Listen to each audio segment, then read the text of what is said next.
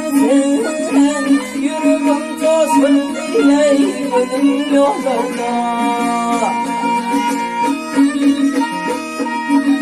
Aytı vurmayan karaganımda görsen yüreğim coşur diye gözüm yollarda.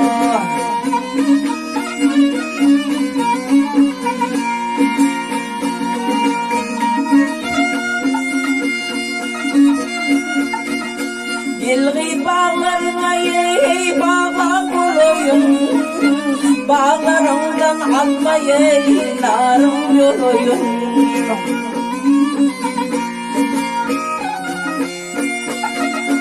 Çeper kolum boynuma salayım, yüreğim coşur ey gözüm yollarda.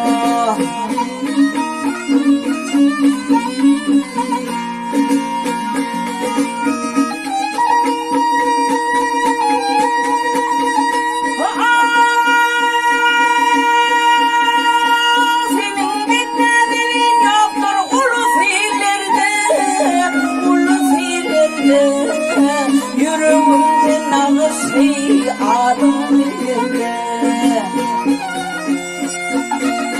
Uzun boy kalamğa şiince bilirdi.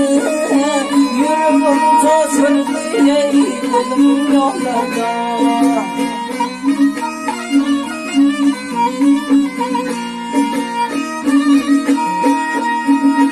Ayda aydır yoktur sabrı kararı, yâre yetsin benim ey akıp bir yanım.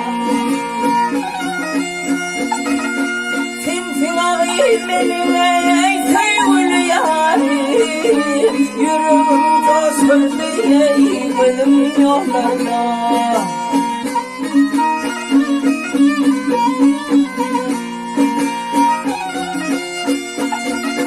Sensin ağayım benim ey sevgili yarim, yüreğim coşurdu ey gözüm yollarda.